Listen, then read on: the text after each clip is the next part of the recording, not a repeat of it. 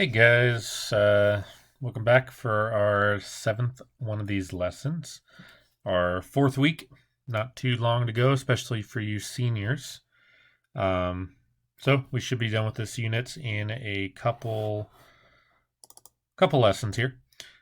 So this one is on logarithms. So hopefully you at least have some memory of logarithms. So I'm getting my pen going while you guys are getting stuff ready. And still not. There we go. All right. So logarithm functions and their graphs. So you've probably heard the word logarithm a lot, especially in Algebra 2. May or may not be fond of them, but essentially it comes down to those two buttons on your calculator, log and ln. Okay. So I'll be using those buttons quite a bit. And I'll write on here on the screen what I type into my calculator. So, what is a logarithm? The log function is the inverse of an exponential, and that's it. So I've got two functions here. One is in logarithm form, the other one is in exponential form, and they are inverses of each other. A is the base, both of the log and the exponential. Y is the exponent, and x is the result of the exponential. So what should be relatively basic is just doing some conversions. So like if I know that 2 to the 3 equals 8, I also know that 3 equals log base 2 of 8. Okay. The base of the exponential is the base of the log. The result of the exponential is inside the log. The exponent is on the other side of the log. If these are in variable form, let's say a to the b equals c, then I could say b equals log base a c. So it's just a rewriting. It's a inverse. Use the same numbers. Okay, so don't let the rewriting problems fool you. That's all you gotta do. So let's look at an example about doing this using a rewriting. So find f of 32 if f of x equals log base 2 of x. So what is log base 2 of x? Oops.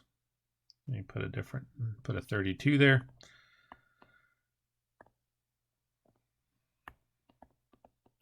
Let's say it equals y. So logs are essentially impossible to evaluate in your head unless they are perfect squares or other perfect exponents. Because if we rewrite this, it's the same thing as 2 to what exponent equals 32. So then you can just try on your calculator. 2 to the 0 equals 1. 2 to the 1 equals 2. 2 to the 2 equals 4. 2 to the 3 equals 8. 2 to the 4 equals 16. 2 to the 5 equals 32. So the 5 is the result we are looking for. So that's the only time these are doable without a calculator, kind of in your head. Although, sometimes you can use a calculator to check and see what these different values are if you don't have memorized. So, not terribly difficult at the moment. You may need to write yourself a list of values. Okay. One that, I'm just going to throw it out there, one that often trips people up is, let's say, find in the same problem f of 1 over, let's say, 16. So, log base 2 of 1 over 16 equals y. None of these look like they're a fraction. The problem is, anytime you have a fraction inside the parenthesis, you don't want positive exponents over here. You want negative. Negative 1 exponent be 1/2. Negative 2 is 1/4. Negative 3 is 1/8. And negative 4 equals 1/16. So don't let a fraction throw you off. It's just a negative exponent. Okay. All right, so let's try some more. Find f of 1 if f of x equals log base 3 of x. So if log base 3 of x, let's see, x is 1, so I'm going to put a 1 there. It's equals y. 3 to what power equals 1? Well, anything to the 0 power equals 1. So there you go. 0. Or I guess I should put that over there. Okay. Erase that. All right. Find f of 2 if f of x equals log base 4 of x. So, log base 4 of 2. Another way to write that, 4 to what power equals 2. So it's not a fraction, but it's not 4 or bigger either. So another thing you shouldn't forget is that we have fraction exponents, which means stuff like square root. So 4 to the 1/2 is the same thing as saying square root of 4, which is 2. So that means 1/2 is our answer. And f of 1 over 100. So if this equals, if that's 1 over 100, I can rewrite that as 10 to what power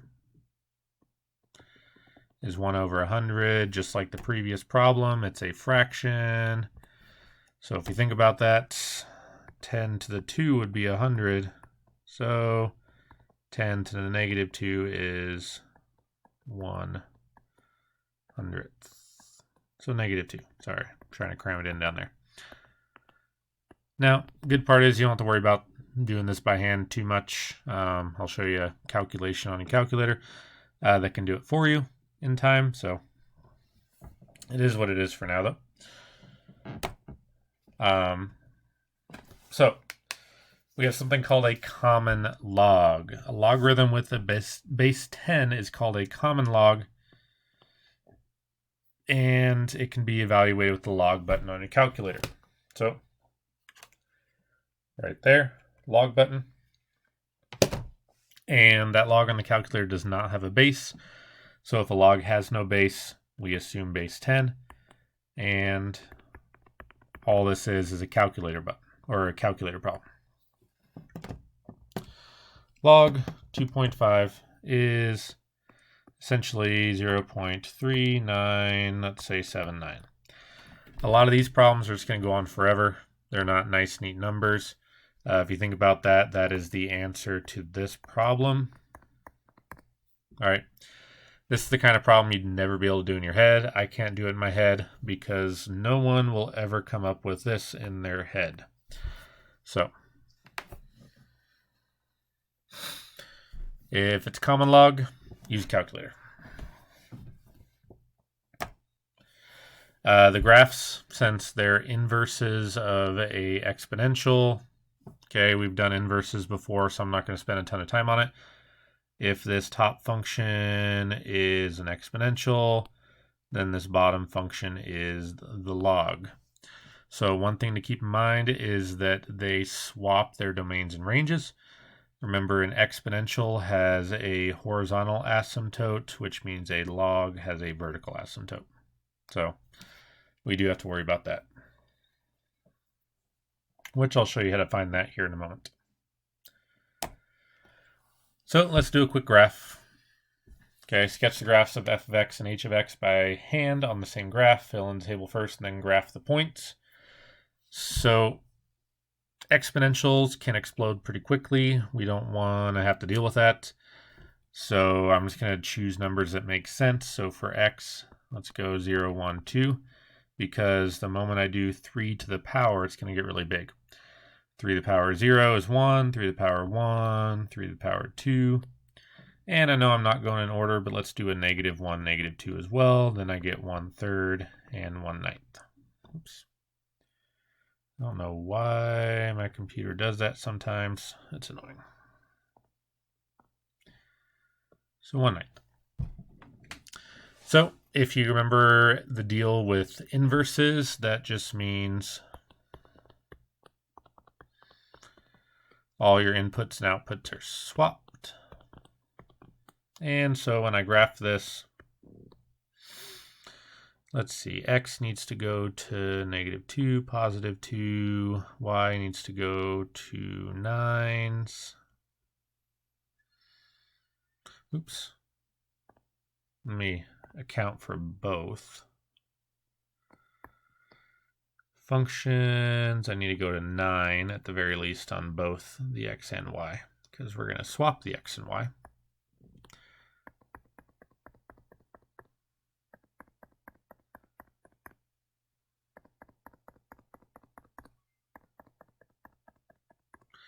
All right, so let me make one of the, oops, where did I go?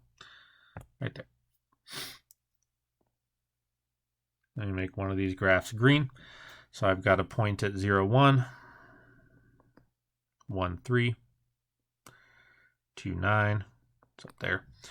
-1, 1/3. So this is where you got to do some approximating. 1/9. It's essentially just a lot shorter. But there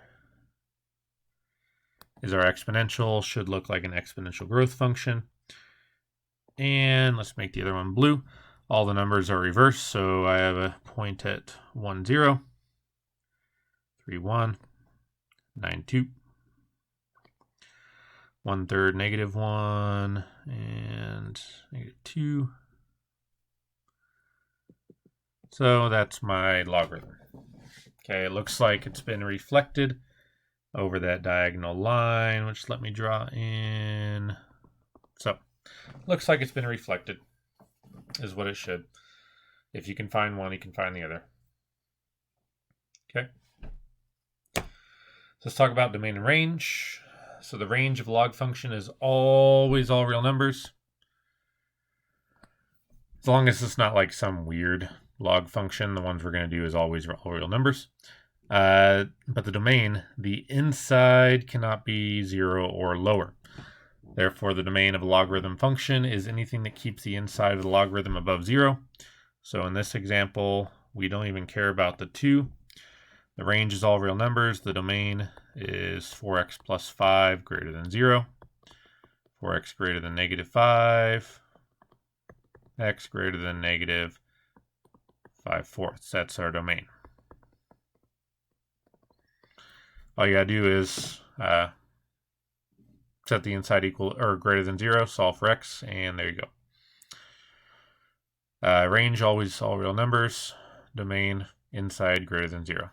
Sometimes there's a couple weird things that might show up, but we're not really going to focus on the weird problems.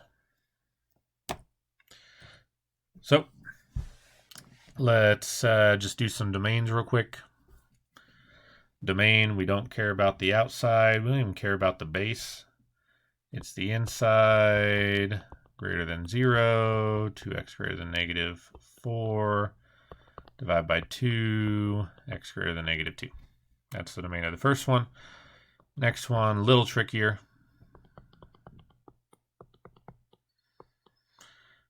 +4, and square root of both sides, plus -2. So whatever is on the inside dictates kind of how complex the solving is, but it's usually going to be like this top one. You're not really going to see that bottom one much. Just inside greater than 0, solve for x, that gives you the domain. One thing to throw out is these numbers also are the vertical asymptotes of your graph. Remember I said, let me flip back a little bit. The horizontal asymptote, or sorry, the exponential has a horizontal asymptote. The logarithm has a vertical. So we're finding the vertical by finding those boundary points. Okay. So that's it just for your start of logarithms. Do some practice. Please ask questions if you got them. Office hours, email, whatever you need. And I'll see you in the next one.